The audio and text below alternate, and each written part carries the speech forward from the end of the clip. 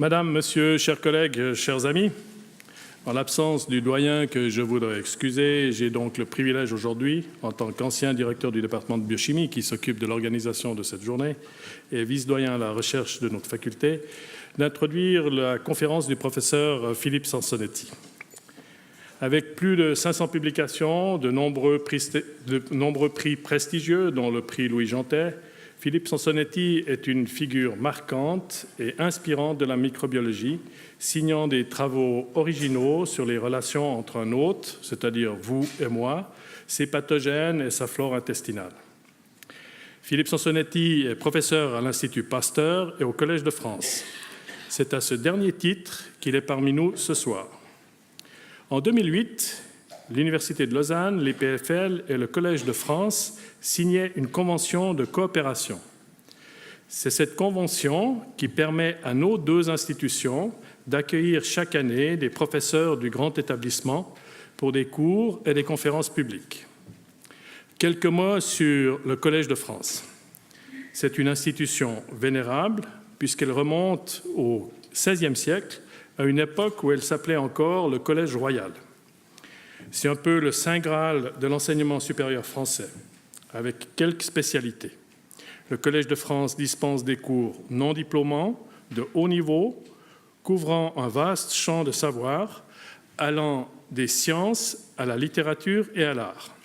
Docet omnia, pour reprendre sa devise, le collège enseigne tout. Il enseigne tout et à tous. En effet, l'enseignement y est gratuit et ouvert à chacun, sans inscription. Une sorte d'idéal républicain, en somme. Le sociologue Pierre Bourdieu, qui a enseigné, le qualifiait de lieu de sacralisation des hérétiques. Ces jours, on peut cependant regretter que le Collège de France n'ait pas dispensé plus de cours sur la chose politique. Mais ce n'est pas un petit Suisse de faire la leçon. Être nommé au Collège de France est donc une vraie consécration. C'est se retrouver en très bonnes et très diverses compagnies. Paul Valéry, Michel Foucault, Claude Lévi-Strauss, Roland Barthes, Pierre Boulez, mais aussi Champollion, Bergson, Michelet y ont tous enseigné.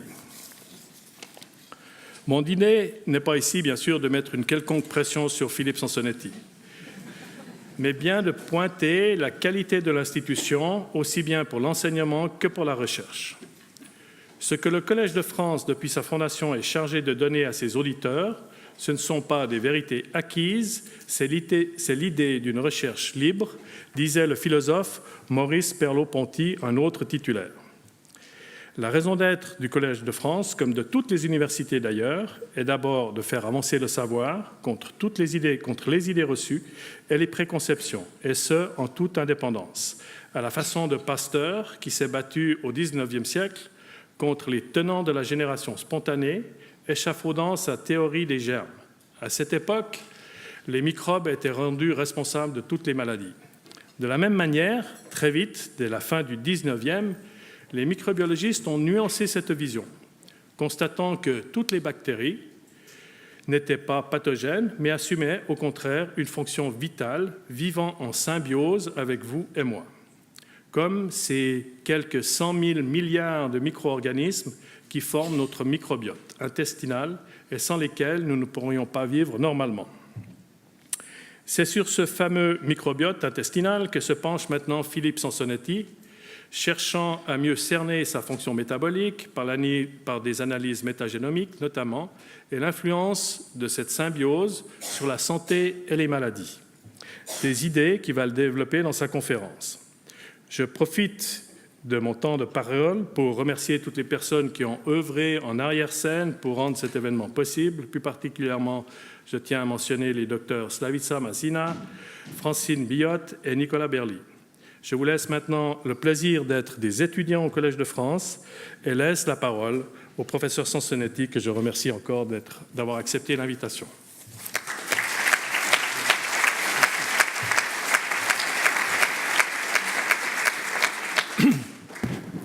Merci beaucoup, Nicolas, pour cette vraiment très gentille introduction et surtout pour avoir effectivement dit quelques mots sur le Collège de France, qui est effectivement une institution qui vaut le détour, si je puis dire, et à laquelle j'ai vraiment grand plaisir à appartenir.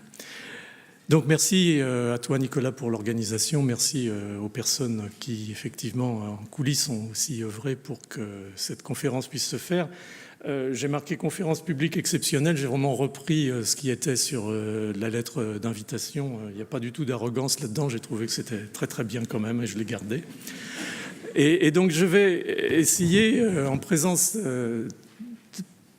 cet auditoire qui est assez impressionnant et qui maintenant a été bien chauffé sur le niveau du Collège de France, de me mettre un petit peu à niveau si possible, d'autant plus en fait intimidé qu'il y a beaucoup de faces amicales et des amis anciens que j'ai ici dans l'auditoire. Donc je vais essayer de vous parler du microbiote. En fait, sur des termes très, très généraux et effectivement, comme l'a dit Nicolas, à la manière dont on essaye de le faire au Collège de France, c'est-à-dire sans vulgarisation, mais en même temps en essayant quand même de mettre les choses un petit peu complexes à un niveau compréhensible, à la fois pour soi-même d'ailleurs et pour l'auditoire. Donc j'ai travaillé beaucoup, comme ça a été mentionné, sur la physiopathologie des maladies infectieuses, au fond sur ce dialogue moléculaire qui s'établit entre un pathogène et une cellule. Ça nous a occupés dans notre laboratoire pendant pas mal d'années, bien entendu, sur un modèle qui s'appelle Shigella. Mais au fond, ces dernières années, depuis une dizaine d'années environ, est très largement soutenu par quelque chose sur lequel je n'insisterai pas assez dans le paysage scientifique européen, c'est-à-dire le European Research Council. Surtout grâce à deux grants successifs de European Research Council, j'ai vraiment réussi à faire une espèce de transition entre ce monde un petit peu finalement très bilatéral qui est un pathogène, une cellule ou un tissu infecté et cette complexité microbienne que représente, on va y revenir bien entendu, le microbiote.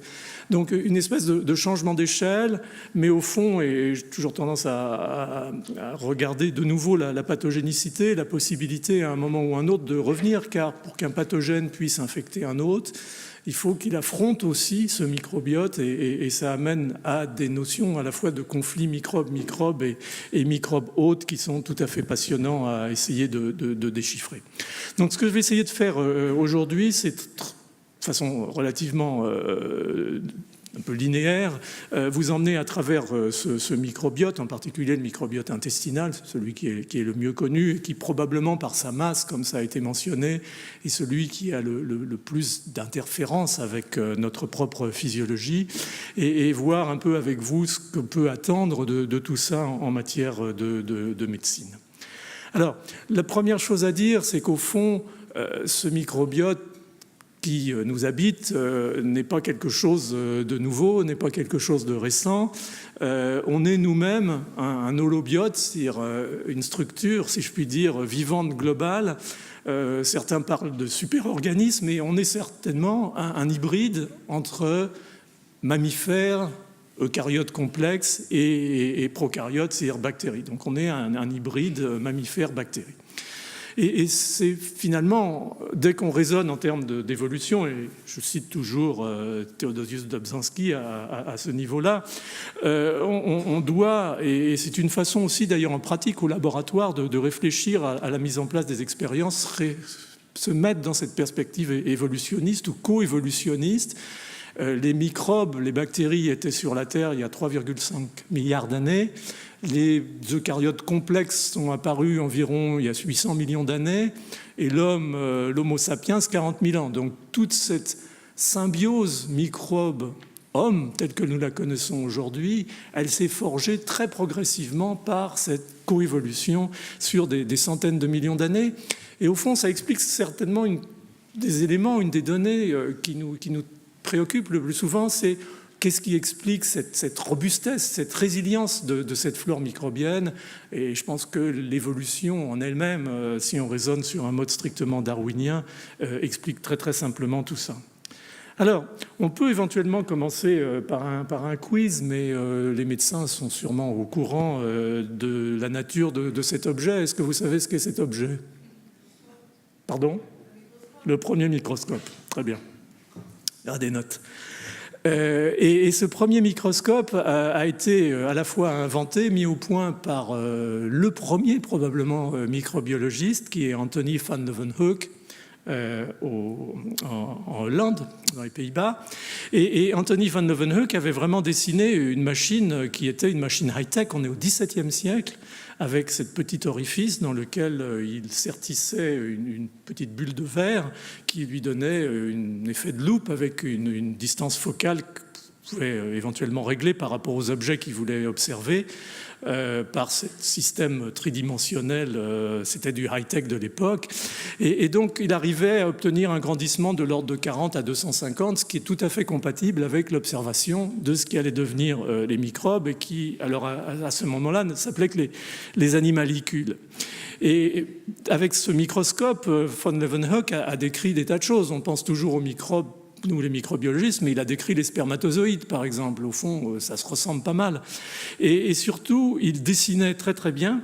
Et il avait la capacité, au fond, de rendre par ces schémas des choses qui sont très émouvantes, au fond, quand vous regardez. Ici, vous avez des bacilles très très longs qui sont probablement des clostridiales. C'était des prélèvements qui faisaient surtout en grattant la surface des dents. Vous avez ici des coccis, bien entendu, probablement des streptocoques, un peu de staphylocoques. Vous avez des spirochètes. Et puis surtout, quelque chose qui lui plaisait bien, c'est que certains de ces micro-organismes bougeaient, étaient mobiles. Et pour lui, au fond, c'était le signe que ces micro-organismes étaient vivants. Et donc, Anthony van Leeuwenhoek est à la fois l'inventeur de la microbiologie, mais aussi l'inventeur du microbiote, puisque ce qu'il observait sous son microscope, c'était effectivement des prélèvements d'un biofilm dentaire qui n'est rien d'autre qu'une collection complexe de micro-organismes qu'on peut nommer microbiote. Comme il avait le sens de l'humour aussi, il me disait qu'il y avait autant de microbes sur une dent que d'êtres vivants dans un royaume, et encore plus chez les gens qui ne se lavaient pas les dents. Scientifiques ont parfois de l'humour. Donc, voilà. Alors, bien entendu, vous n'imaginez pas une seconde que je n'allais pas dire un mot de Pasteur. Ce qui est formidable chez Louis Pasteur, c'est que, quelle que soit la question que vous posez en microbiologie, il y a réfléchi et parfois il a une réponse. Et très tôt, dans les années 1880, il s'est effectivement posé la question, comme le disait très bien Nicolas tout à l'heure, de ces microbes qu'il observait, lui, ses collaborateurs, et qui n'étaient pas des pathogènes, et qui pourtant leur ressemblaient beaucoup, bien souvent sous le microscope ou sur les boîtes de culture. Et donc il avait commencé à réfléchir avec ses étudiants, ces jeunes savants, comme il les appelait à l'époque, à ce que serait éventuellement la vie sans microbes.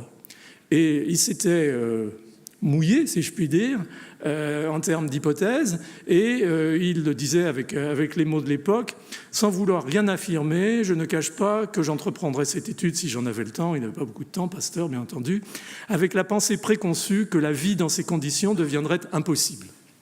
Alors est-ce qu'à votre avis, la vie est impossible sans microbes, en tout cas pour un être humain normalement constitué? Oui, non? La vie est impossible. D'accord. On va savoir si Pasteur avait raison ou tort. Ça, c'était Pasteur. Et puis, il y avait un autre... il n'y a pas qu'au Collège de France qu'il y a des hérétiques. Il y en avait aussi à l'Institut Pasteur, qui avait l'art, en tout cas, à cette époque. Je pense que malheureusement, nos institutions perdent un petit peu cette capacité d'engager des gens un petit peu originaux et de leur donner leur chance de réussite. Elie Metchnikoff était un de ceux-là.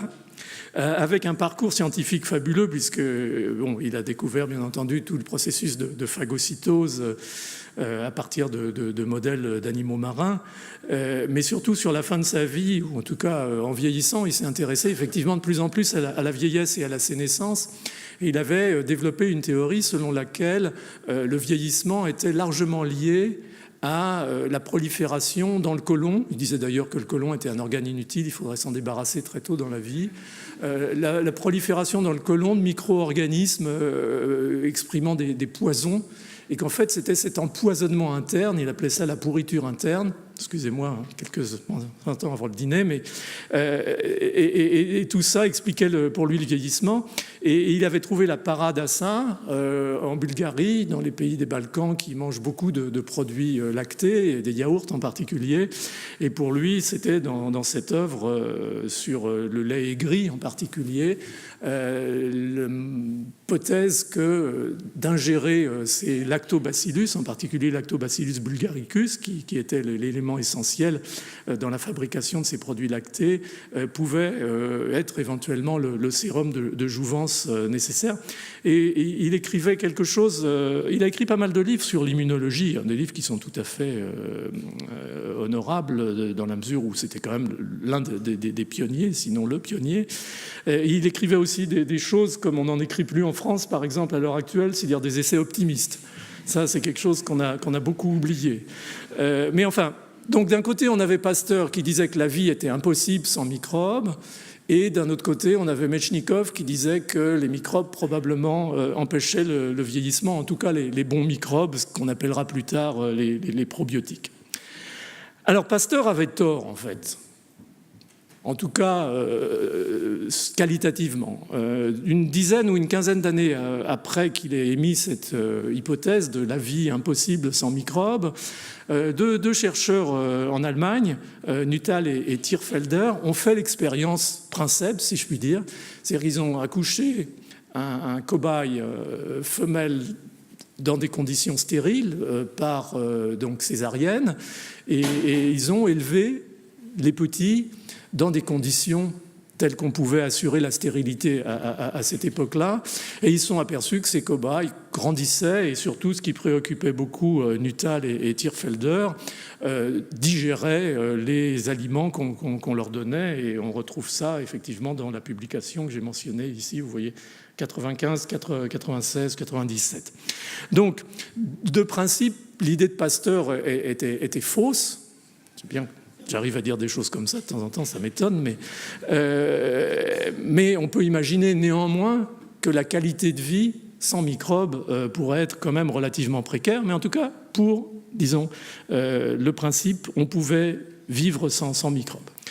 Et donc tout ça a progressivement, avec les améliorations technologiques, permis le développement d'un certain nombre d'approches qu'on a fini par appeler axénie, c'est-à-dire la capacité de maintenir des êtres vivants dans des conditions sans microbes, et sans doute celui ou ceux qui ont été les plus importants dans cette révolution technologique à la fin des années 40, au début des années 50, ont été Jens Reniers et Philip Trexler aux États-Unis, à Notre Dame University dans l'Indiana, qui ont vraiment mis au point les premiers outils extrêmement sophistiqués permettant d'élever des animaux en conditions axéniques. Et vous voyez ici les caissons tels qu'ils étaient dessinés et fabriqués par Philip Trexler, qui était un génie de l'ingénierie, et qui ont permis de travailler sur des poulets, sur des souris, sur des singes. Et on est déjà quasiment dans un trip de vaisseau spatial. Il s'est développé aussi, comme seuls les Américains savent le faire, ces philosophies de l'homme pur sans microbes, le fait que la conquête spatiale devait être effectuée à terme par des spationautes dénués de microbes, c'est-à-dire qu'il faudrait les faire naître dans une bulle et leur apprendre à piloter un vaisseau spatial dans des conditions axéniques. Enfin, il y a toute une folie qui fait qu'on aime bien les Américains, qui s'est finalement organisé autour de cette notion d'axénisme qui a fait, en tout cas, ça le fait peut-être un petit peu moins maintenant, beaucoup fantasmer les foules à une époque. Alors, pourquoi Pasteur, dans une certaine mesure, avait raison? C'est que, certes, la vie est possible, mais elle est précaire en l'absence de microbes, et on le sait très bien nous-mêmes, ceux en tout cas qui font de l'élevage de souris en conditions axéniques, savent très bien que les animaux sont d'un poids inférieur, en règle générale, ils sont d'une toute petite taille, leurs organes sont de plus petite taille, et en fait ils sont dénutris, et ils sont vraiment dans ce qu'on appelle une situation de stress nutritionnel. Il faut d'ailleurs augmenter considérablement leur ration alimentaire de façon à les aider à rattraper ce problème d'hypotrophie. Leur physiologie et leur métabolisme est très altéré. On le voit quand on les dissèque, leur paroi abdominale et la musculature est très limitée. La paroi de l'intestin lui-même est fine comme du papier à cigarette, très fragile. Ils produisent pas de vitamines, ils ont donc des avitaminoses. Ils ne dégradent pas leur mucine dans l'intestin, donc leur intestin est gonflé et d'ailleurs à terme éventuellement les tue par occlusion. Donc ces animaux honnêtement vont pas bien et par ailleurs leur système immunitaire est en fait totalement immature. C'est-à-dire que l'animal, le mammifère, l'homme, a besoin de ces microbes de manière à la fois à assurer la maturation de son système immunitaire, à la fois muqueux, puisqu'on parle de la muqueuse intestinale, mais aussi systémique, et en même temps a besoin de ce microbiote, et on revient un petit peu à Metchnikoff ici, pour maintenir cet état de ce que Metchnikoff appelait l'inflammation physiologique, c'est-à-dire une espèce d'état de veille permanent du système immunitaire qui fait que si une catastrophe infectieuse survient, l'organisme n'a pas à redécouvrir l'ensemble de la réponse immunitaire, il est déjà relativement équilibré à un certain niveau qui est physiologique, sans symptômes, mais qui néanmoins permet très très vite de développer une réaction immunitaire efficace. Donc on est là dans quelque chose qui fait que si on lâche ces souris de leur cabinet sans germes dans l'environnement, probablement elles décéderont très très rapidement du fait, encore une fois, de ce stress alimentaire et de leur fragilité à l'infection, car elles ne vont pas redévelopper leur système immunitaire aussi rapidement que nécessaire. Alors, au fond, à quoi sert ce microbiote si on commence à rentrer un petit peu dans certains détails ? Vu sous l'angle d'un microbiologiste, la première fonction, c'est ce qu'on appelle une fonction de barrière. C'est-à-dire que ce microbiote, qui est d'ailleurs organisé, comme je le montre ici sur une diapo issu d'un travail du laboratoire. Vous voyez ici en vert, c'est un marquage par le DAPI des noyaux de l'épithélium intestinal. On est là dans le côlon, excusez-moi. Et puis tout en haut, en rouge, c'est un marquage par une sonde qui marque les ARN bactériens. Là, c'est une sonde universelle. Et donc, vous voyez, cette couche rouge matérialise en fait ces microbes qui vivent en communauté complexe. À la surface du mucus, on a une petite zone entre cet épithélium et les microbes qui marquent physiquement la présence de la couche de mucus. Et donc ces microbes servent de barrière parce qu'ils déplacent les pathogènes. Ils sont en compétition nutritionnelle avec ces pathogènes. Donc si un pathogène survient, il va avoir beaucoup de mal à s'insérer dans ce réseau nutritionnel déjà établi, encore une fois, très robuste et résilient. Des compétitions pour des récepteurs.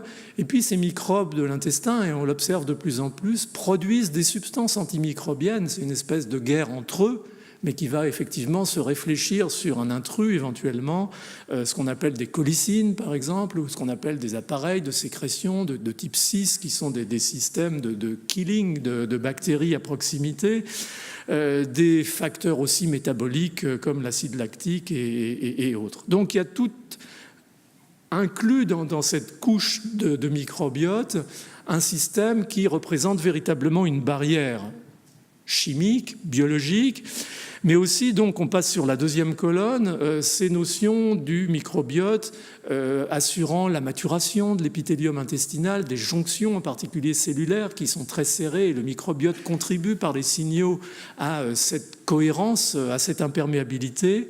Le système immunitaire, bien entendu, on en a déjà parlé. Et ça, donc, c'est l'aspect un peu défense, interface avec l'extérieur.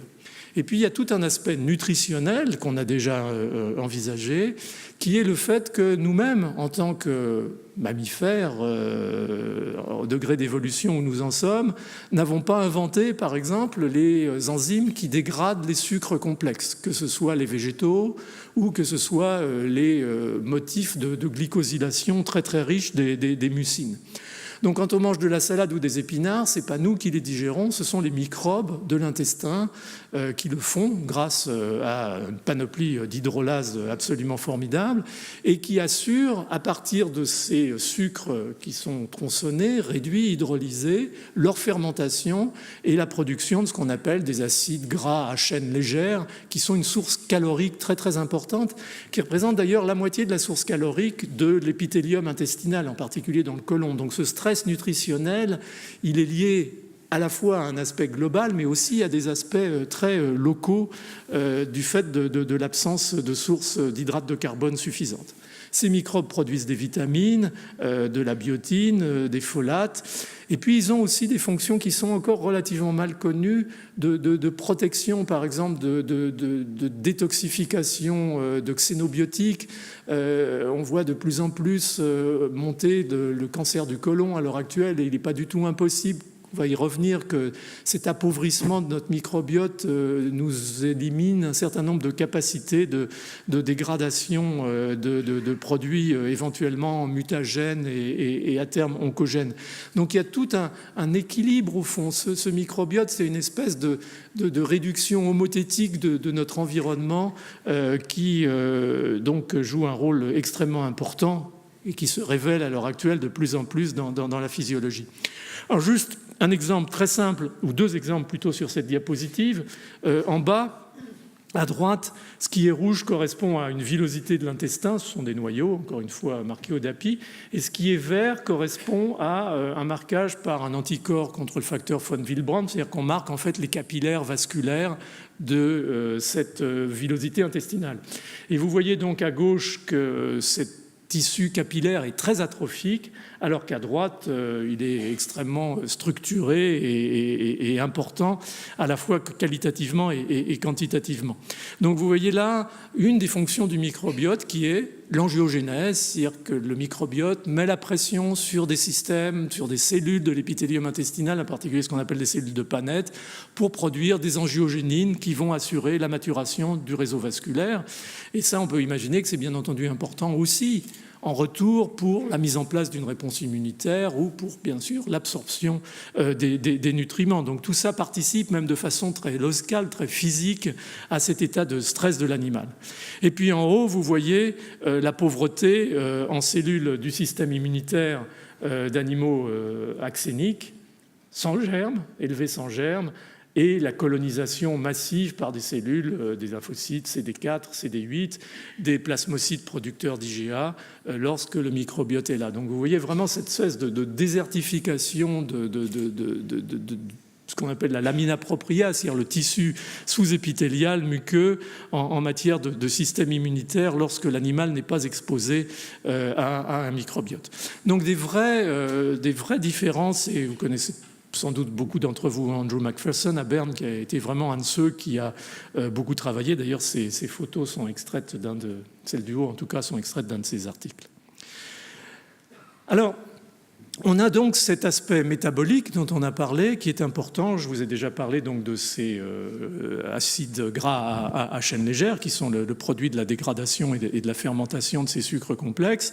Donc tout ça va servir certes à l'alimentation locale dans la physiologie du tube digestif, mais va servir aussi, en cas d'excès, à, au fond, assurer un système de stockage, et en particulier partir dans la gluconéogénèse et dans la lipogénèse au niveau hépatique par le système porte. C'est bien entendu pas très difficile à réaliser. Donc ça, ce sont des aspects finalement relativement connus, qui étaient d'ailleurs connus, encore une fois, depuis des décennies, de la fonction de ce microbiote dans la maturation du système immunitaire au sens très large et dans la nutrition et le métabolisme. Ce qui est très intéressant, c'est que depuis, disons maintenant presque une dizaine d'années, beaucoup de chercheurs, nous-mêmes d'ailleurs, nous intéressons à ce que sont finalement les frontières de cette symbiose au-delà de ce qui était déjà connu, c'est-à-dire, encore une fois, le métabolisme et le système immunitaire et bien entendu cet effet de barrière physique et biochimique. Et des personnes comme mon ami Sven Peterson, par exemple, au Karolinska, c'est là qu'il faut aussi, encore une fois, des hérétiques et des gens qui arrivent avec des idées nouvelles, ont commencé à s'intéresser, par exemple, à l'interface, si l'on peut dire, parce que l'interface n'est pas directe, probablement, entre le microbiote intestinal et le système nerveux. Et un de ces très jolis papiers, qui était vraiment un papier pionnier dans PNAS en 2011, était de montrer que les souris issues de mères jump-free, axéniques, elles-mêmes donc bien entendu axéniques, avaient un comportement totalement différent dans les premiers jours ou semaines de la vie de souris qu'on appelle conventionnelles. C'est-à-dire qu'elles étaient beaucoup plus mobiles, elles avaient des niveaux d'anxiété plus faibles, perdaient la peur, par exemple, lorsqu'elles marchent au bord d'une planche, elles tombent, alors qu'une souris, disons, conventionnelle va rester prudemment au milieu et pas s'approcher du bord. Donc des comportements classiques de problème de maturation finalement finale du système nerveux qui pouvaient être réparés si ces animaux étaient réensemencés avec une flore microbienne, mais très très vite, dans les premiers jours. Sinon, l'imprinting, semble-t-il, était définitif et les animaux n'étaient pas récupérables en termes de comportement. Donc ça a vraiment lancé, ça et d'autres papiers qui sont sortis à ce moment-là, une vraie course à l'analyse de ce que pouvaient être des interfaces beaucoup plus sophistiquées, si l'on peut dire, en particulier avec le système nerveux. Et clairement, quand on sait que le cerveau de l'enfant, que ce soit la barrière hémato-encéphalique ou le cerveau lui-même, les connexions synaptiques continuent à se façonner dans les premiers mois de la vie jusqu'à la 2e année. On comprend que dans la symbiose aussi, dans l'évolution qui s'est faite, il y ait de la place pour ce genre d'interaction, l'interaction se faisant probablement par des petites molécules, des éléments métaboliques de ce microbiote, voire des neuromédiateurs produits soit par les bactéries, ça existe, la sérotonine par exemple, ou par des éléments du tube digestif, par exemple, qui, en réponse à la présence du microbiote, fabriquent des neuromédiateurs qui vont avoir un effet plus central. Donc tout ça correspond, et il y en a d'autres maintenant, sur l'os, sur l'ostéogenèse. Dans notre laboratoire, on a montré que les cellules souches intestinales, par exemple, répondaient, lorsqu'elles étaient soumises à une drogue cytotoxique, à la présence du microbiote, qui entraîne un phénomène de cytoprotection. Je ne peux pas rentrer dans tous ces détails, mais juste pour vous dire qu'on est vraiment dans une période assez intéressante d'exploration des frontières de cette symbiose et que les découvertes que l'on fait, qui sont le plus souvent chez l'animal d'expérience, sont en attente de validation, bien entendu, chez l'homme. Le soufflet monte. Comme tout soufflet, il va redescendre à un moment ou un autre. Qu'est-ce qu'il en restera? Je pense quand même beaucoup, parce qu'encore une fois, quand on raisonne en termes d'évolution, il est évident qu'il a fallu mutuellement, et c'est un vrai mutualisme, s'adapter microbes et hommes.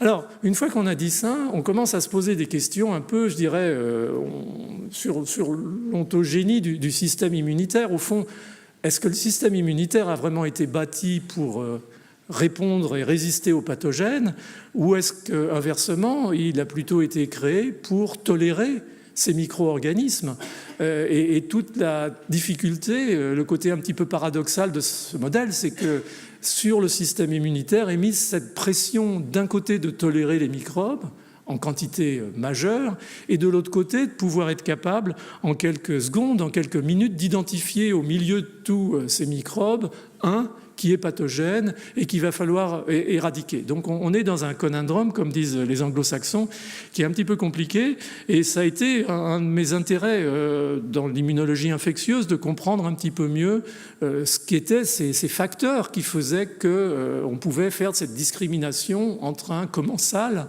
un symbiote et un pathogène.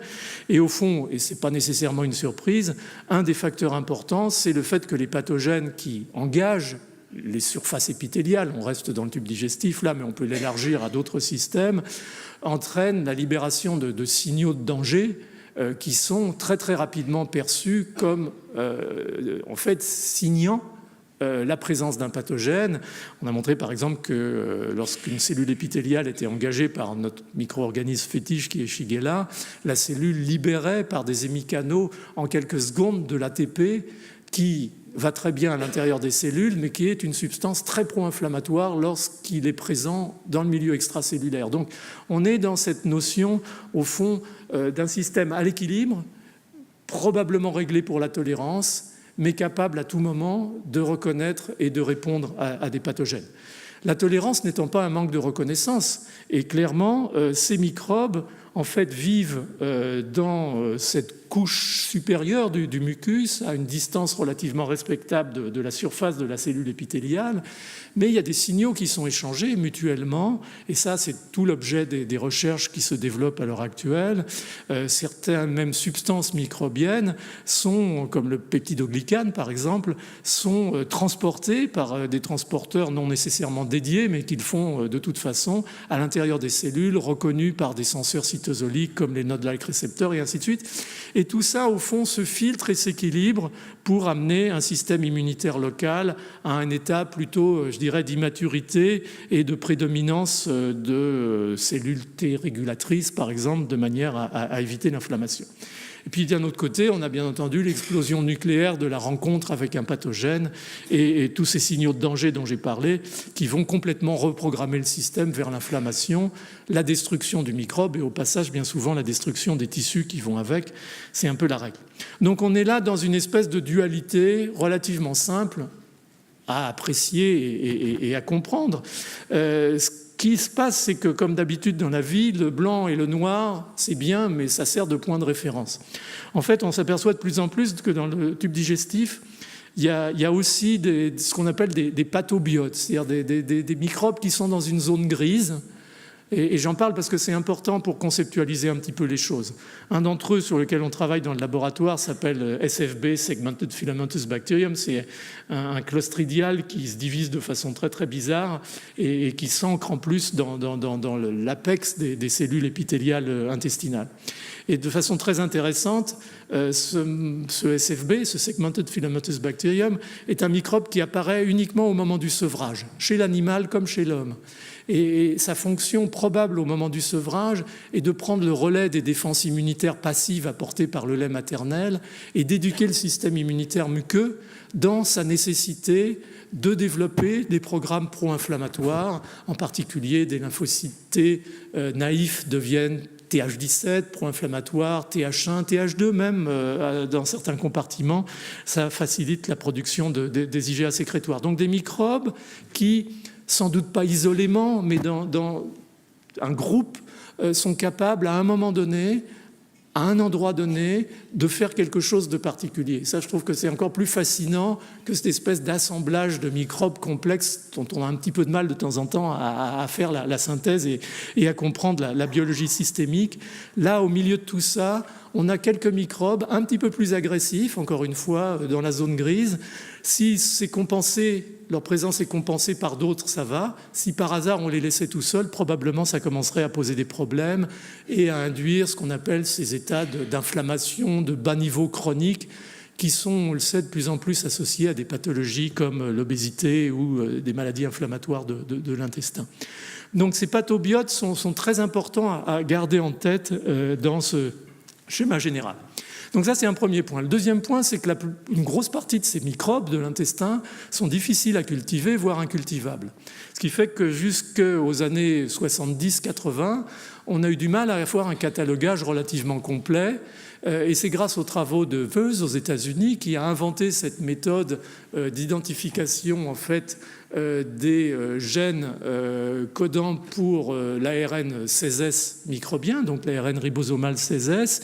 Donc ces gènes ont des parties constantes et variables, et à partir de là, on peut commencer à reconstruire les arbres phylogéniques, à faire ce qu'on appelle des OTU, des Organizational Taxonomy Units, et au fond à faire une vraie, je réemploierai le mot, donc je le définis dès maintenant, une vraie métataxonomique d'un environnement. C'est les biologies de l'environnement qui ont commencé d'ailleurs, et ensuite ça a été appliqué à l'étude des flores humaines et animales à partir de la fin des années 90.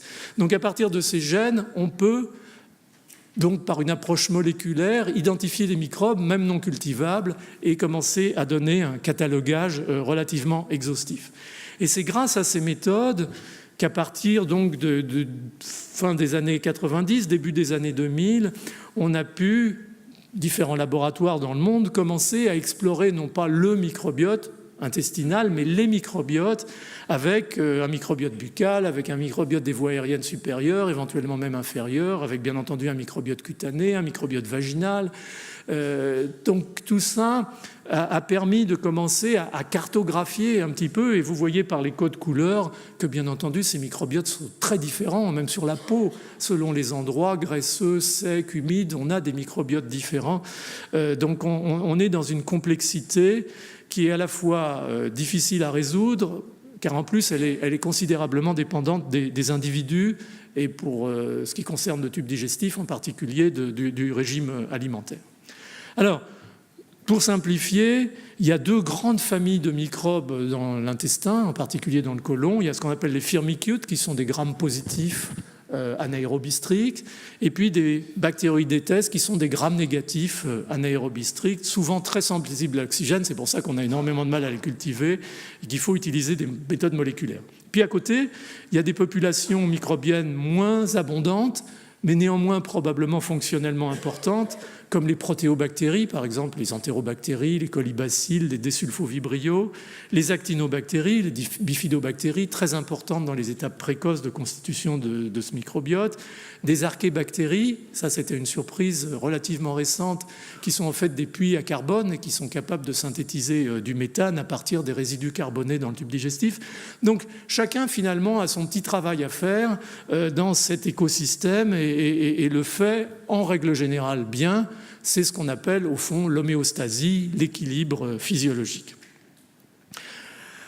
Alors quand cette microbiote s'établit, bien entendu, parce que quand le fœtus est stérile, et dès la naissance, en fait, il est contaminé, en particulier par le passage de la filière vaginale, et donc ces premiers micro-organismes pionniers vont commencer à le coloniser et vont varier en fonction du mode de naissance. Si c'est la naissance par les voies naturelles, on va avoir en fait de la flore vaginale, c'est-à-dire des lactobacilles et puis un petit peu de contamination par la flore intestinale.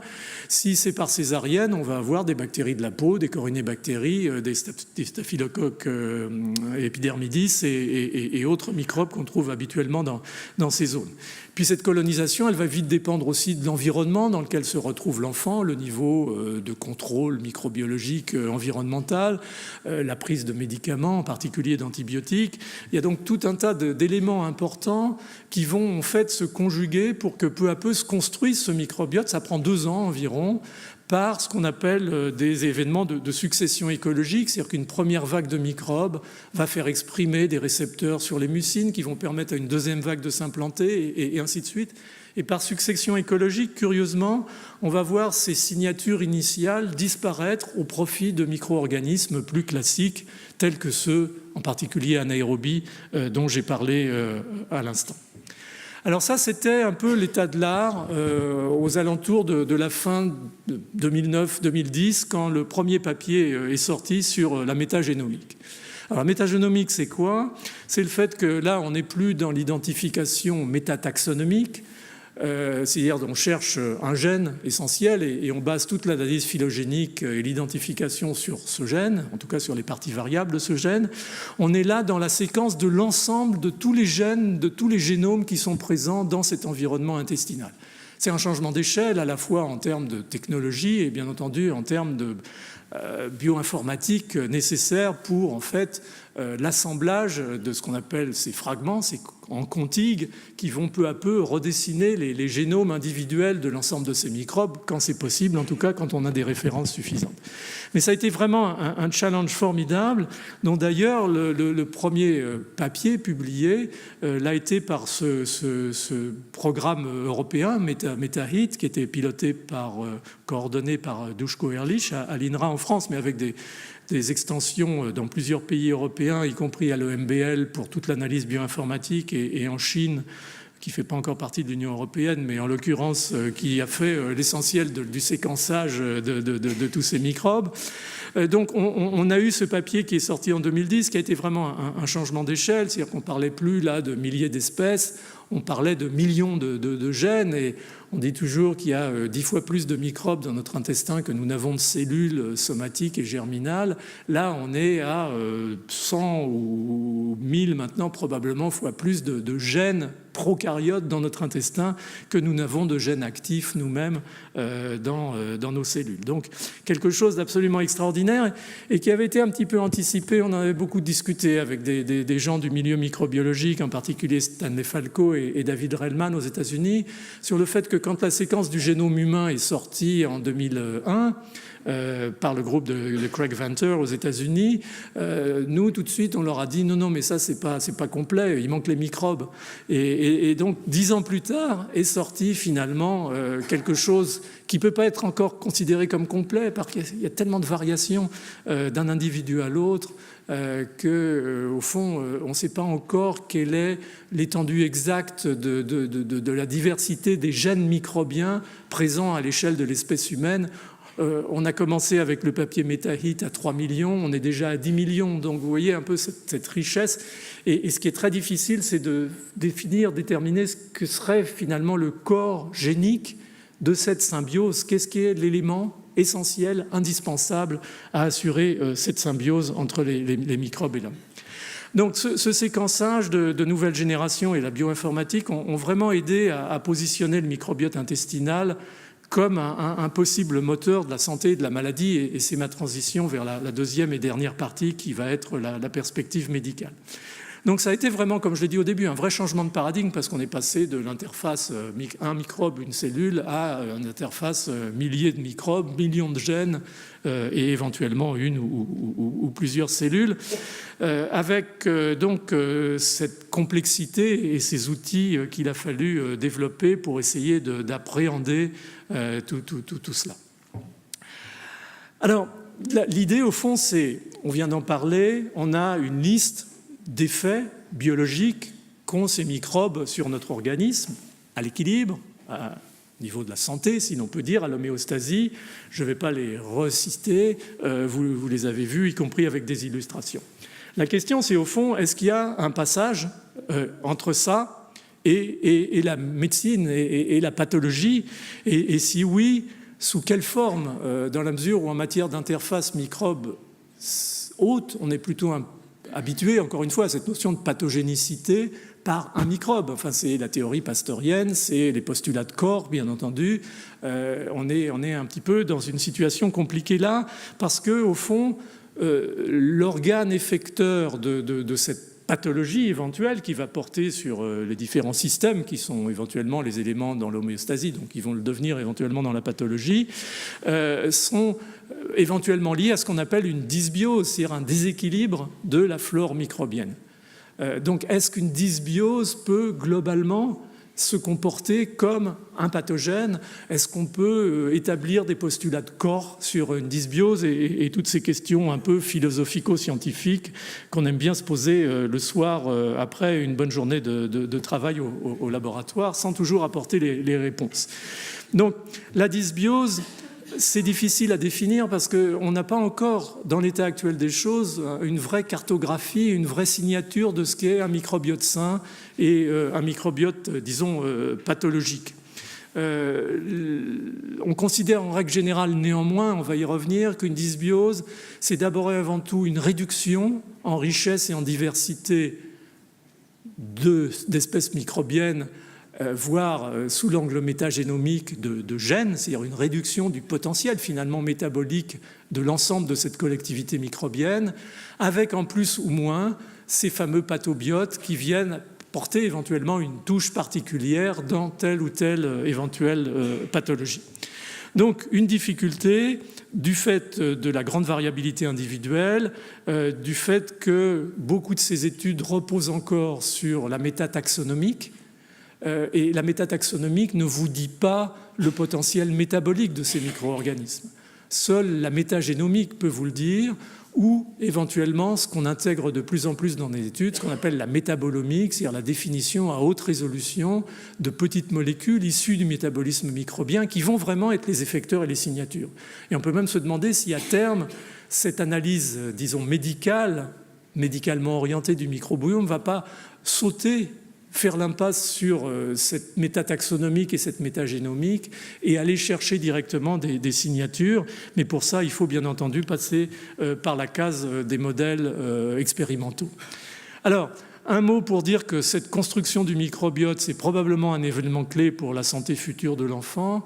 Un travail du groupe de Martin Blaser aux États-Unis qui sont considérablement intéressés à New York à cette situation.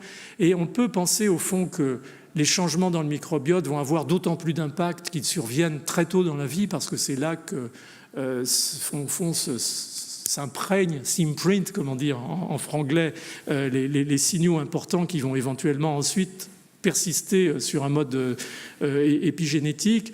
Une étude a montré par exemple que des nourrissons qui prenaient pour une raison tout à fait justifiée en règle générale des traitements antibiotiques lourds, par exemple pour des infections respiratoires chroniques et autres complications, par exemple des infections à virus respiratoire syncytial, ces enfants passaient la période nourrisson, enfance et éventuellement adolescence, avaient 22% de plus de chances, de risque plutôt, de développer une obésité et un diabète.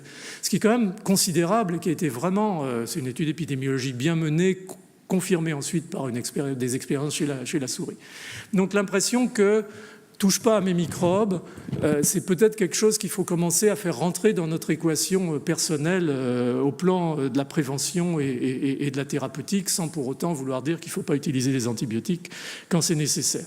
Et puis on voit très bien en fait en Afrique, qui est un peu l'élément en miroir, ces entéropathies chroniques qui commencent très tôt dans la vie de l'enfant, sur lesquelles on travaille à l'heure actuelle, et qui entraînent des malnutritions résistantes à la renutrition intensive, des retards de développement staturopondéraux, des retards de développement psychomoteur, des retards d'acquisition scolaire en particulier.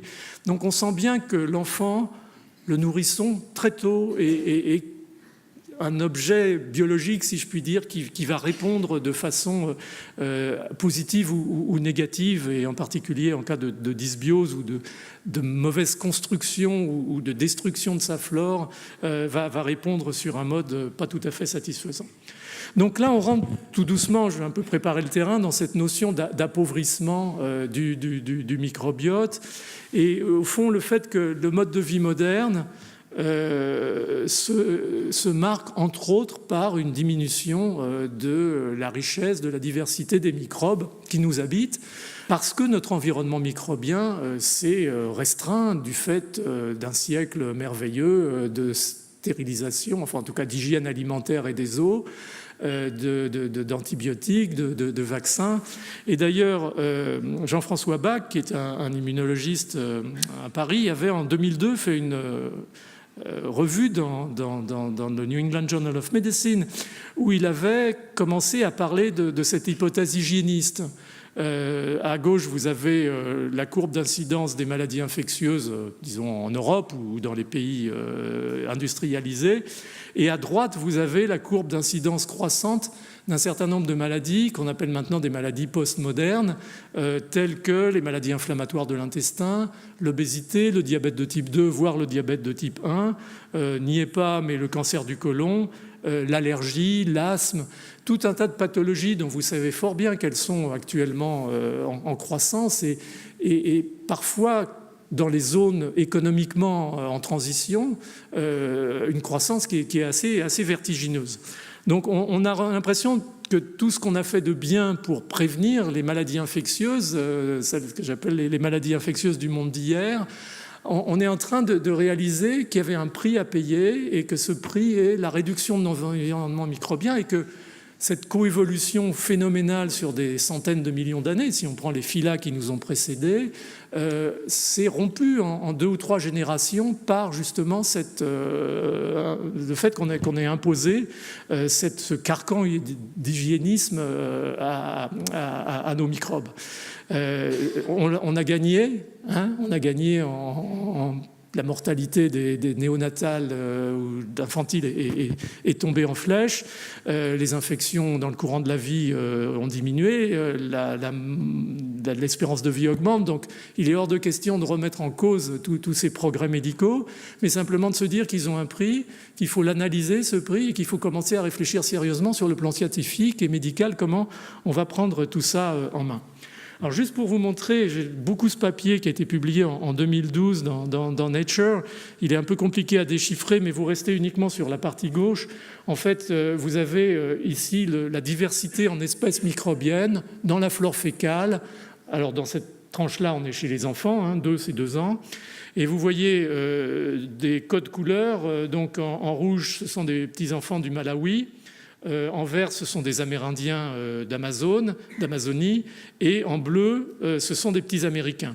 Donc, comme disent les jeunes, il n'y a pas photo. Vous voyez que la richesse reste très importante et la diversité dans les populations qui n'ont pas été ou peu en contact avec les modes d'alimentation et de vie moderne.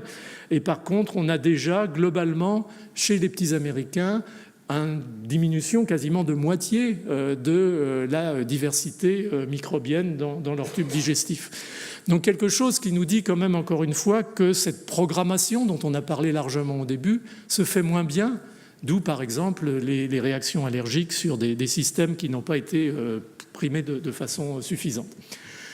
Alors très vite, on a vu ces dernières années sortir des analyses qui sont des analyses qui sont pour l'instant descriptives et corrélatives, mais montrant néanmoins que beaucoup de ces pathologies, disons postmodernes, étaient systématiquement associées à un appauvrissement de la flore microbienne intestinale.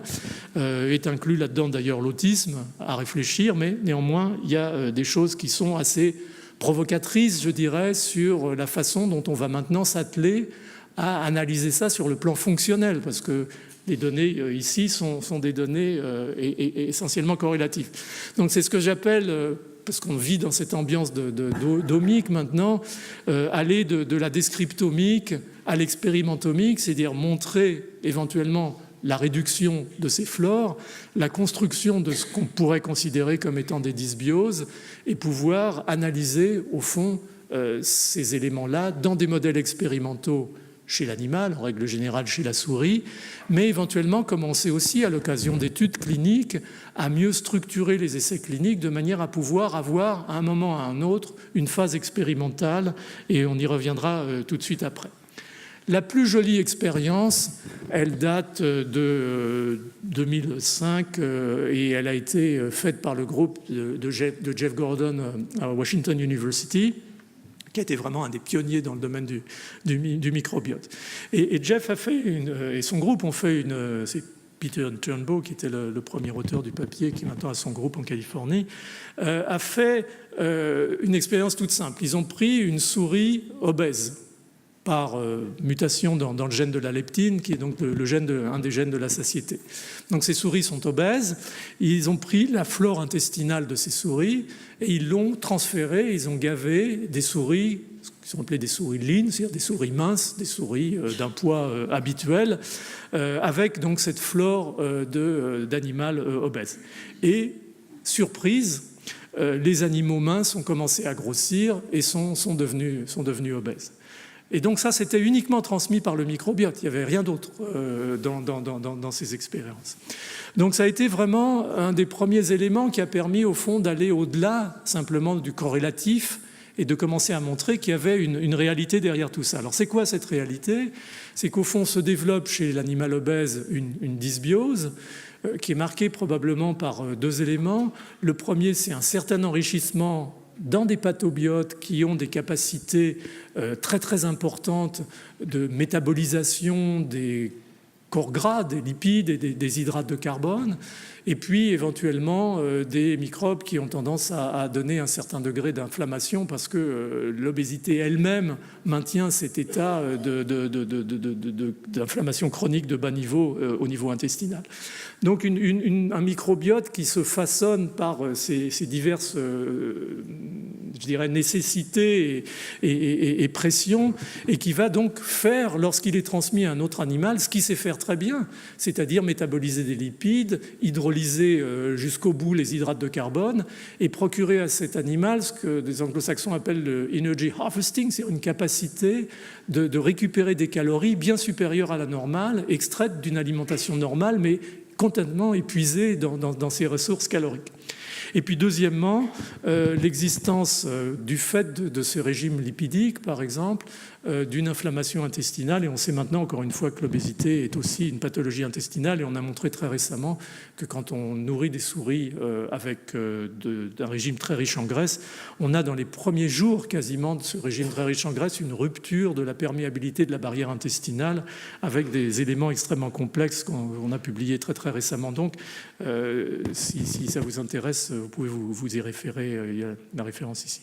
Donc on a toute cette notion maintenant de nécessité, encore une fois, de passer de la corrélation à l'expérimentation. Et la même chose probablement avec cette autre série de maladies, de civilisation en fait, de maladies postmodernes que sont les maladies inflammatoires de l'intestin, comme la maladie de Crohn et la rectocolite hémorragique, qui sont dépendants d'un tas de paramètres, mais qui de plus en plus semblent dépendre, entre autres, d'une dysbiose qui voit disparaître un certain nombre de microbes qui sont anti-inflammatoires, comme Faecalibacterium prausnitzi par exemple, et puis apparaître des bactéries qui sont plutôt pro-inflammatoires, donc une espèce de déséquilibre au sein du microbiote qui là aussi, dans une certaine mesure, représente une signature de dysbiose et qu'il faut maintenant, bien entendu, étudier au niveau expérimental chez l'animal, avec parfois un certain nombre de difficultés.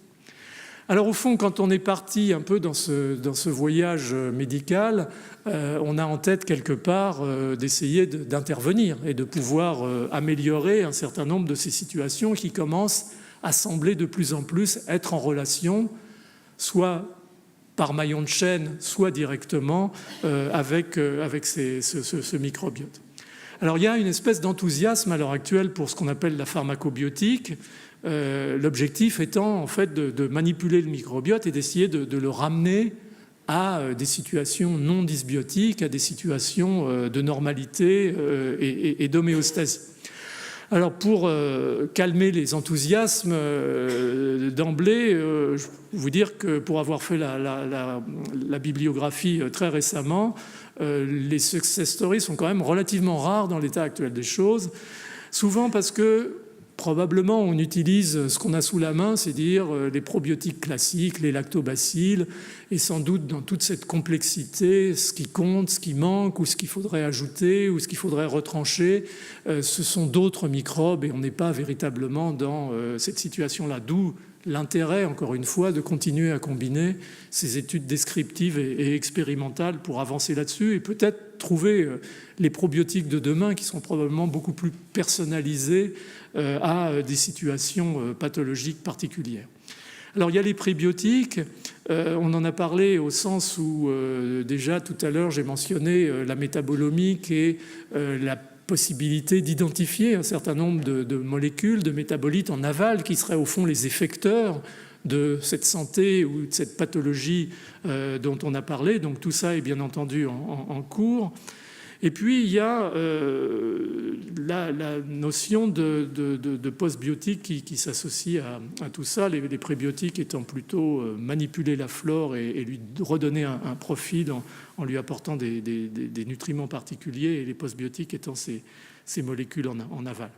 Mais surtout, au-delà de toutes ces possibilités qui, pour l'instant, encore une fois, ne sont pas très productives sur le plan médical, il y a une stratégie qui émerge à l'heure actuelle, qui est ce qu'on appelle le transfert fécal à visée thérapeutique. Oui, pour ceux qui ne sont pas au courant, ça se fait. C'est une variante de la transplantation qui est un petit peu particulière. C'est-à-dire qu'on transplante du caca au lieu de transplanter un rein, de la moelle. C'est moins noble, hein, ça c'est clair. Mais c'est véritablement pris en considération. Et il commence à y avoir un certain nombre d'études, je parlais tout à l'heure d'expérimentation humaine, qui, grâce à, disons, la sécurisation de la transplantation fécale, commence à être faite. Et il y a un certain nombre de papiers qui montrent qu'on peut, par exemple, ce que n'avait pas réussi à faire Jeff Gordon d'ailleurs, faire maigrir une personne obèse en lui transplantant une flore de sujets minces. Alors, ce n'est pas des réductions extrêmement importantes, mais le principe est là. Et ce qu'on voit surtout réduire de façon significative, et c'est un élément inducteur de l'obésité, c'est la résistance à l'insuline. Et donc ça a été montré chez des individus obèses, ça a été montré chez des femmes en troisième trimestre de grossesse. Donc on commence à voir, avec les bons marqueurs, des effets lors d'expérimentations qui ne sont plus nécessairement chez la souris, mais des études cliniques à proprement parler chez l'homme.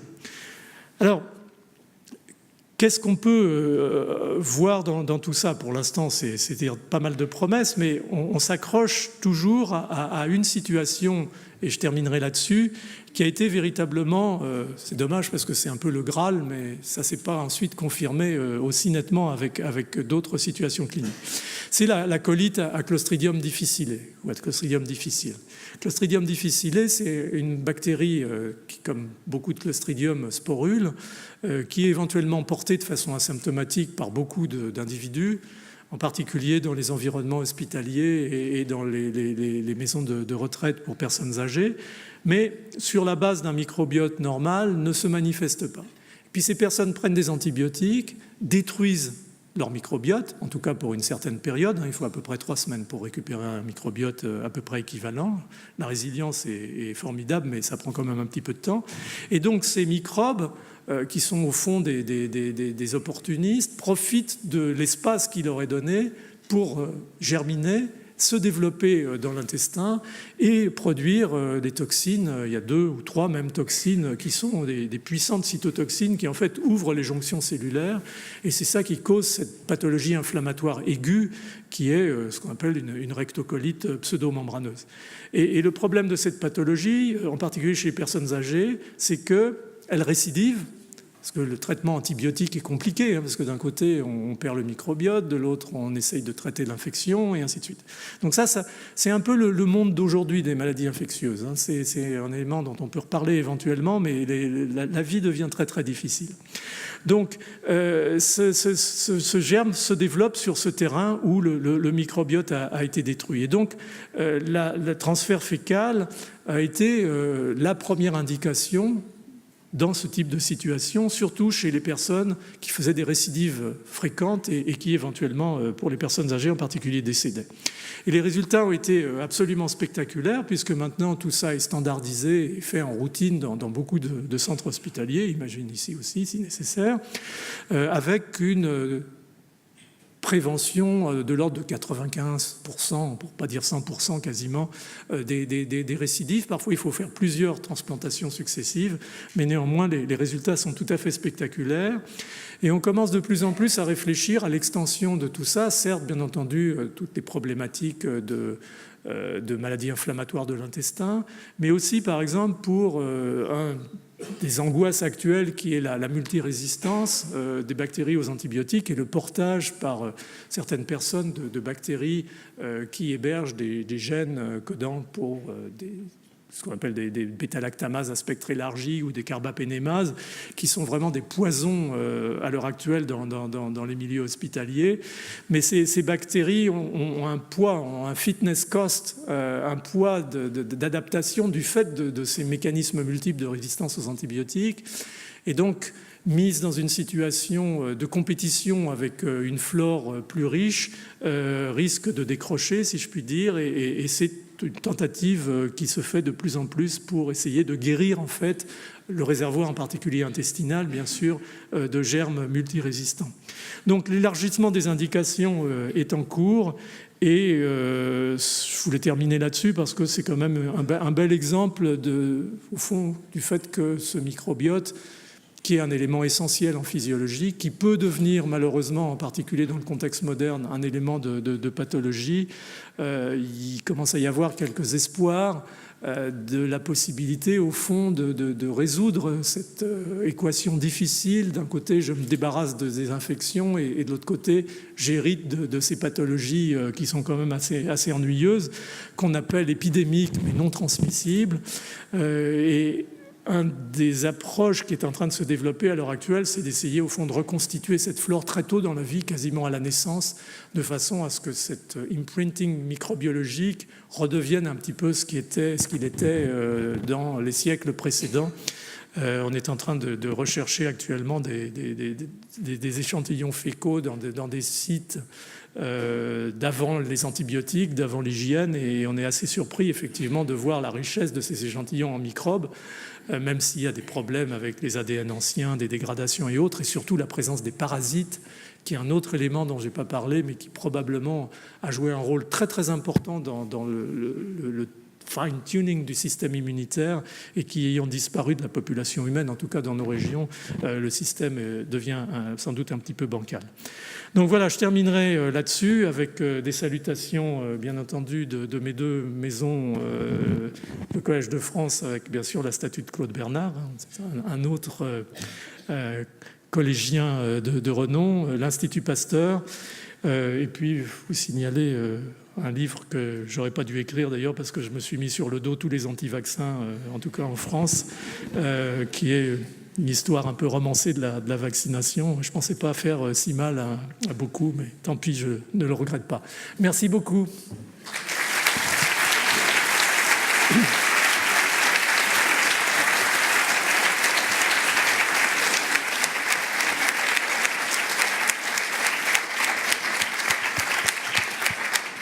Je remercie Philippe pour cette présentation. C'était vraiment exceptionnel comme conférence. Et s'il y a des questions, elles sont les bienvenues. S'il y a quelqu'un qui a une question, il y a des micros.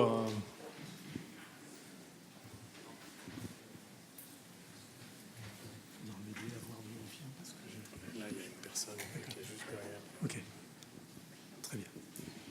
Oui, s'il vous plaît, parmi les pathologies, il y a toutes les pathologies rhumatismales aussi. Voilà. Et je voulais dire que beaucoup de personnes en dehors de l'université se sont occupées des relations entre alimentation et donc, entre parenthèses, microbiote et rhumatisme soi-disant inflammatoire, et arrivent à des guérisons réelles incroyables.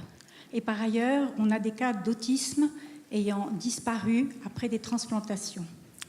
Donc c'est pour dire que votre sujet, vous creusez et vous nous présentez des choses très intéressantes, et déjà cliniquement on pouvait s'en douter, et on peut revenir déjà à l'allaitement maternel et insister sur l'allaitement maternel à développer partout, sans la moindre eau sucrée, sans le moindre millilitre de lait donné dans les premiers jours.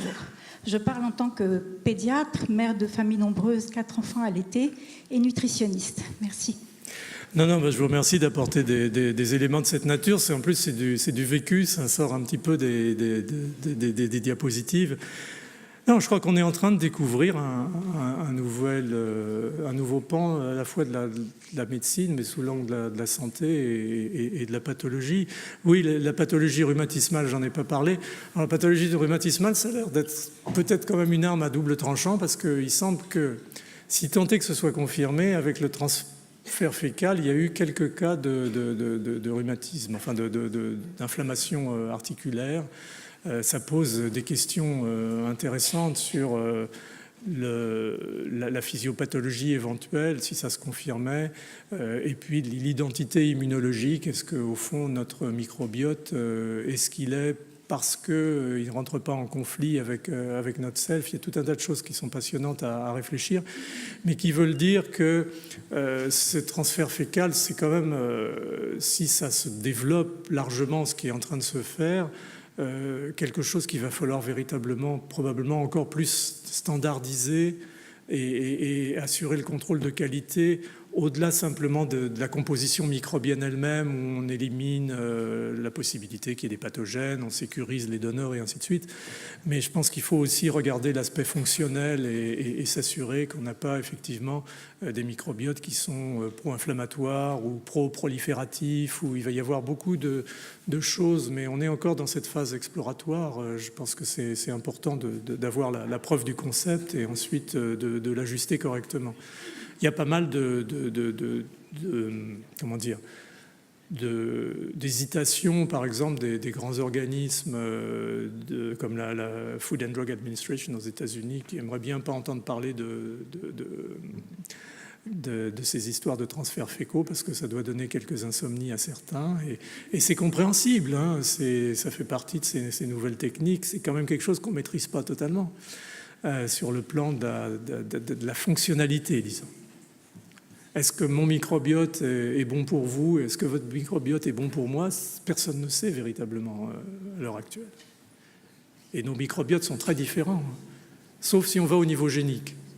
Il y a un cœur probablement de 500 000 gènes qui est commun et qui doit être probablement ce que je disais tout à l'heure, cette espèce de cœur du dispositif de symbiose. Mais bon, à la périphérie, il y a quand même beaucoup de différences. Et bon, est-ce que c'est pas grave? Est-ce que c'est ennuyeux? Personne ne peut le dire actuellement.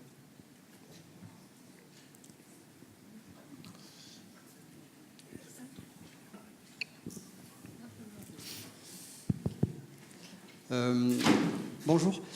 Je ne sais pas si j'ai raté quelque chose en ayant assisté à la conférence presque à la fin, mais pensez-vous qu'il y a des pistes en fait pour diminuer la résistance aux antibiotiques en donnant en fait des probiotiques par exemple, ou en jouant sur le microbiote? Oui, c'est ce que j'ai dit mais vraiment très rapidement à la fin, c'est que le transfert fécal commence à être utilisé dans certains centres de manière à essayer de curer les souches multirésistantes en jouant sur le coût d'adaptation que représente la multirésistance. Les résultats, pour l'instant, c'est souvent il faut faire plusieurs transferts fécaux et le résultat global est sur les quelques cas que j'ai vu faire à l'hôpital Henri Mondor, par exemple, avec mon collaborateur sur le microbiote, Iraj Sobhani, c'est à peu près 50% de succès. Mais enfin, c'est déjà bien si on peut éliminer le portage. Donc ça, c'est une des approches, je pense, qui nécessite d'être encore mieux standardisée et qui va peut-être permettre effectivement de libérer certains patients qui sont gardés sous clé dans les hôpitaux parce qu'ils sont porteurs de ces micro-organismes, ces superbugs, comme on dit maintenant. Je pense que c'est important. Il y a d'autres approches. On commence à réfléchir, la communauté en général, aux bactériophages, dont je n'ai pas parlé parce que finalement il y a très très peu de choses connues sur le rôle des bactériophages dans l'équilibre global de ces populations microbiennes dans l'intestin.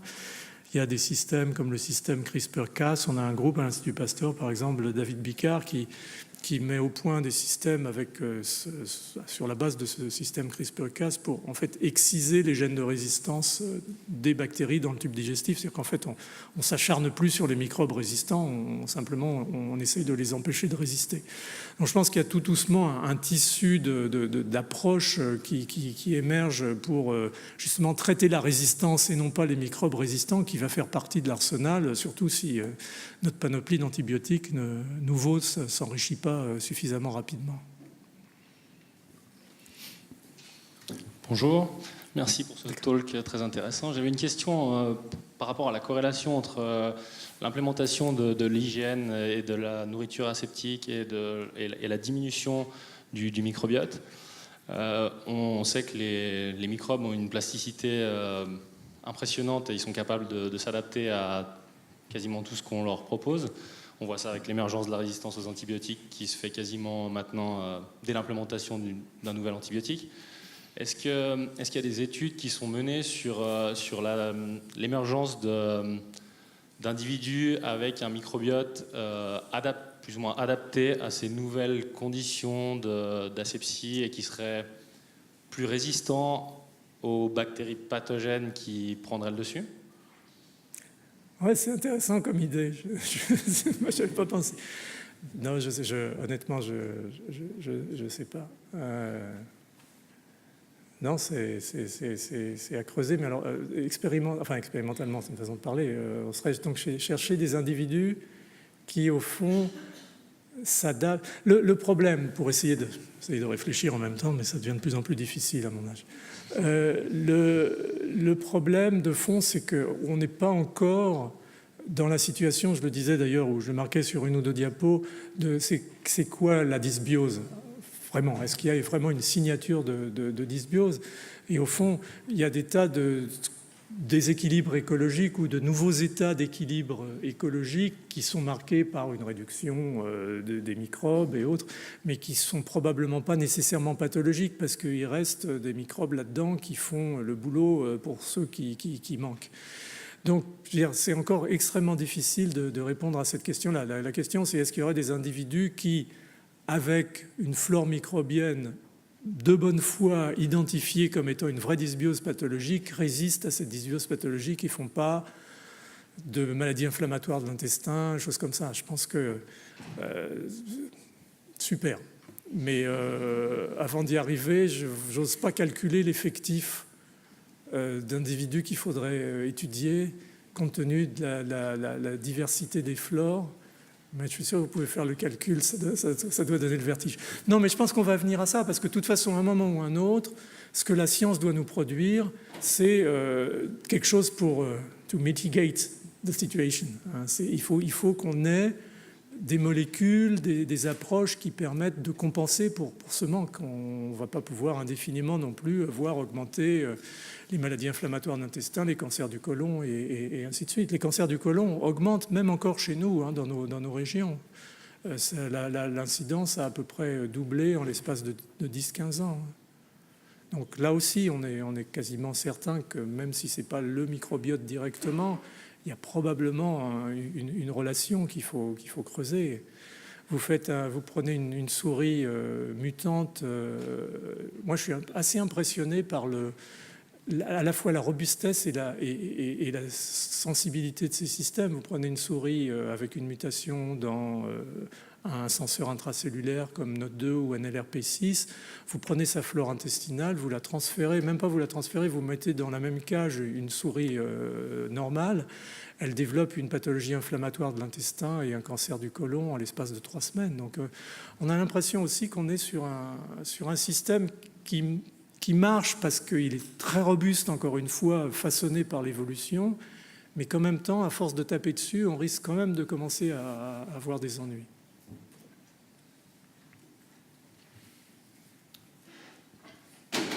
Bonjour, merci beaucoup pour la présentation étonnante.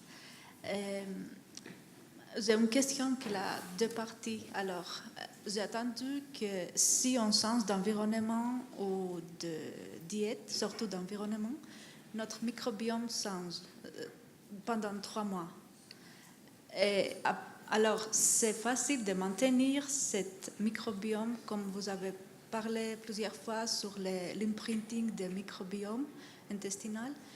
Et après, il change chaque fois qu'on change d'environnement ou qu'on change de diète.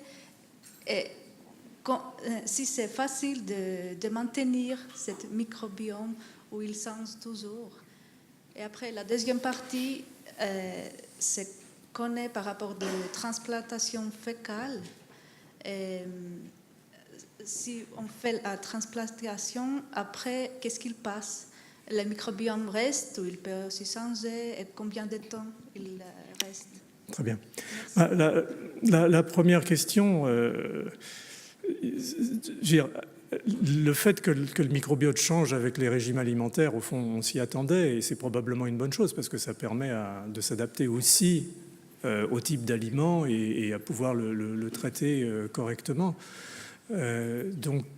Par contre, ça se fait pas ça prend généralement, enfin sur les études qui ont été faites, il faut environ au moins 3 semaines pour commencer à voir tout doucement un switch des populations microbiennes vers quelque chose qui, par exemple, passer de l'Europe de l'Ouest, le cas extrême, passer d'Argentine au Japon, passer de la viande rouge au poisson, c'est clairement, il y a une nécessité d'ajustement, et cet ajustement, il prend plusieurs semaines. Donc on est pas nécessairement en permanence à changer notre microbiote. Ceci dit, il y a des tas de travaux aux États-Unis, en Israël, qui ont montré que le microbiote suivait aussi le rythme nictéméral. C'est-à-dire qu'il y a des populations qui prolifèrent plus le jour, d'autres plus la nuit. Enfin, il y a toute une cuisine qui se passe là-dedans qui est absolument étonnante. Donc toute la problématique de la variabilité, elle n'est pas encore très très bien connue, mais c'est en train de venir parce qu'il y a pas mal de cohortes qui ont été mises en place dans différentes situations, dans différentes régions. Donc on va un peu savoir mieux. Pour ce qui est de la transplantation fécale, c'est assez intéressant parce que d'après ce que j'entends, il y a les deux situations. Il y a des personnes qui restent, ou plutôt trois, il y a des personnes qui restent stablement avec cette flore. Il y a des personnes qui se retrouvent assez rapidement avec une flore mixte, et puis il y a des personnes qui récupèrent assez rapidement leur ancienne flore. Et ce qui m'a toujours étonné, c'est d'où viennent ces microbes. Parce que quand on fait une transplantation fécale, on fait une préparation aussi agressive que pour faire une colonoscopie, par exemple. Donc on se débarrasse quand même très très largement de ces populations microbiennes. Donc il y a des gîtes quelque part qui permettent de réensemencer, qui sont là aussi probablement le fruit de l'évolution. C'est assez... Mais encore une fois, tout ça, c'est des domaines qui sont en émergence. Je ne peux pas vous en dire beaucoup plus. Je remercie Philippe d'avoir répondu à toutes les questions. Merci encore.